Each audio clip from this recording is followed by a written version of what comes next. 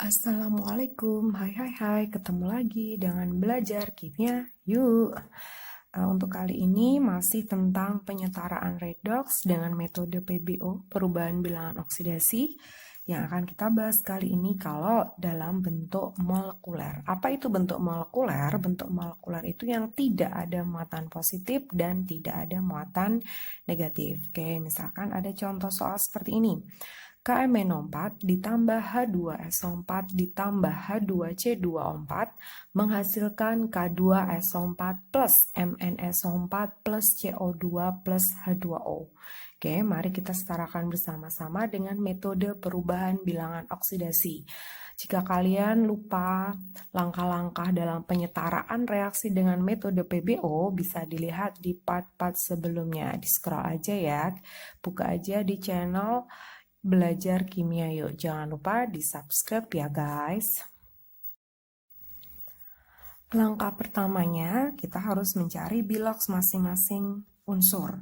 Kalian tahu K itu golongan 1A plus 1. Karena jumlah atomnya 1 tetap plus 1. Kemudian O itu min 2 dikali 4 min 8. 1 ditambah min 8, min 7 supaya 0, berarti bilox Mn-nya adalah positif 7. Kemudian H2SO4. Bilox H itu plus 1, jumlah atomnya 2, berarti plus 2. O biloxnya min 2 kali 4, min 8. 2 ditambah min 8 itu adalah min 6. Supaya 0 berarti S-nya adalah positif 6. H2C2O4. H itu plus 1, ada 2 berarti ada plus 2. Kemudian O itu min 2 dikali 4 min 8. 2 ditambah min 8 itu adalah minus 6. Supaya 0 berarti di sini biloxnya harus plus 6. Karena C-nya ada 2 atom, berarti 6 dibagi 2. Bilox C-nya adalah plus 3. Lanjut, K2SO4. K, golongan 1A plus 1 dikali 2 plus 2. O itu min 2 dikali 4 min 8.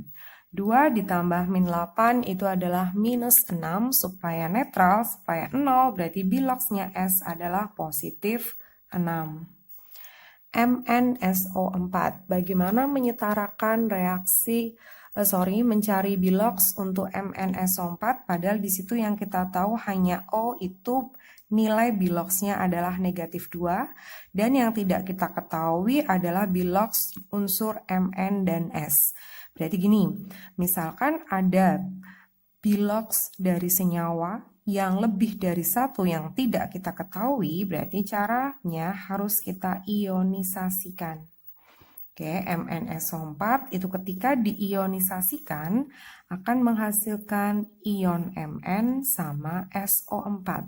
SO4 itu selalu 2 min, berarti otomatis biloxnya Mn adalah 2+. Oke, bisa dimasukkan, berarti Mn di sini ada plus 2, jumlahnya 1 tetap plus 2, O min 2 dikali 4 min 8, 2 ditambah min 8 minus 6, berarti bilox S-nya adalah positif 6. Kemudian CO2. O itu min 2 dikali 2 min 4, berarti unsur C berbilox positif 4. H2O, H itu plus 1 dikali 2 plus 2, berarti O-nya adalah negatif 2. Kemudian kalian cari unsur yang mengalami perubahan bilox. Oke, unsur manakah yang sama di sebelah kiri dan kanan, tetapi biloxnya berubah? Oke, sudah ketemu ya. Berarti pasangan yang pertama itu antara Mn dengan Mn. Mn-nya jumlah atomnya 1, Mn jumlah atomnya 1, sudah sama. Mn-nya dari 7 ke 2, dia turun, berarti dia mengalami peristiwa reduksi 7 ke 2, dia turun sebanyak 5 elektron. Kemudian kalian cari lagi unsur yang mengalami perubahan bilox. S, coba dicek, S-nya 6, ini 6, ini 6, berarti nggak berubah. Berarti di sini yang berubah adalah unsur C. Bilox C di sebelah kiri ada positif 3. Bilox C di sebelah kanan itu ada positif 4. Tapi ingat, sebelum kita cari perubahan, kita setarakan dulu jumlah atom dari unsur yang biloxnya berubah. Di sini jumlah atom C-nya ada 2. Sedangkan C di sini baru 1, berarti kita harus menyetarakan dulu. Karena di sini C-nya 2, ini C-nya 1, berarti di depan CO2 kita tambahi koefisien yang nilainya berapa? 2. Ketika koefisiennya dikali 2, berarti artinya semua unsur C yang terlibat adalah 2 atom. Sehingga bilox C masing-masing juga harus dikalikan 2. Berarti awalnya plus 4 menjadi plus 8. Awalnya plus 3 menjadi plus 6. Kemudian C yang kita lihat perubahan biloxnya tidak lagi 3 ke 4, tetapi yang kita lihat 6 ke 8. 6 ke 8 mengalami kenaikan atau disebut peristiwa oksidasi. Dia naik sebanyak 2 elektron. Oke, berarti reduksinya 5 elektron, oksidasinya 2 elektron. Kemudian langkah selanjutnya, elektron yang terlibat di dalam reduksi dan oksidasi itu kan harus sama.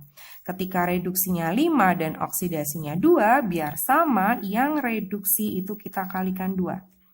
Kemudian yang oksidasi itu kita kalikan 5. Berarti kalau dilihat siapa saja unsur yang dikalikan 2, unsur yang dikalikan 2 adalah pasangan yang mengalami reduksi. Berarti antara KMnO4 dengan MnSO4.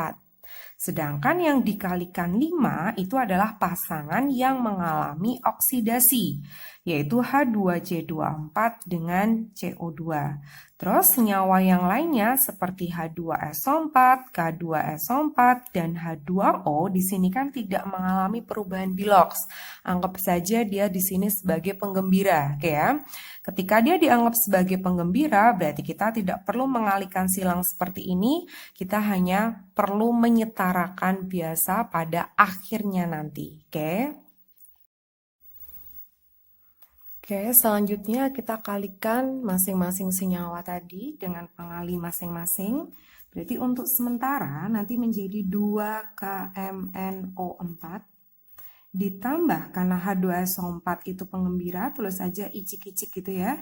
Icik-icik H2SO4 ditambah H2C24-nya dikalikan 5, berarti ditambah 5H2C24 menghasilkan icik-icik K2SO4 ditambah 2MnSO4 ditambah awalnya di sini ada 2 dikalikan 5, berarti ditambah 10 CO2 ditambah icik-icik H2O.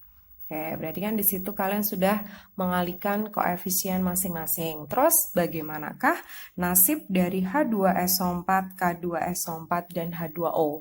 Di situ 3 senyawa itu belum mendapatkan koefisien atau belum ada koefisiennya. Berarti kan langkah pertama dari 1, 2, 3, ketiga senyawa tersebut harus kita prioritaskan. Mana yang terlebih dahulu kita setarakan. Harusnya secara teori yang harus kita setarakan adalah logam terlebih dahulu. Berarti kamu lihat antara HSO, KSO, dan HO, manakah di situ yang sebagai unsur logam. Tapi bagi kalian yang bingung mana itu logam, mana itu non-logam, ada alternatif atau ada tipsnya ketika kalian harus menyetarakan mana yang terlebih dahulu. Oke, caranya seperti ini. Cari saja dari ketiga senyawa itu yang unsurnya paling berbeda sendiri. Maksudnya gini, kalau dilihat di sebelah kiri ada unsur H, di sebelah kanan ada di sini ada unsur H, berarti kan tidak beda sendiri.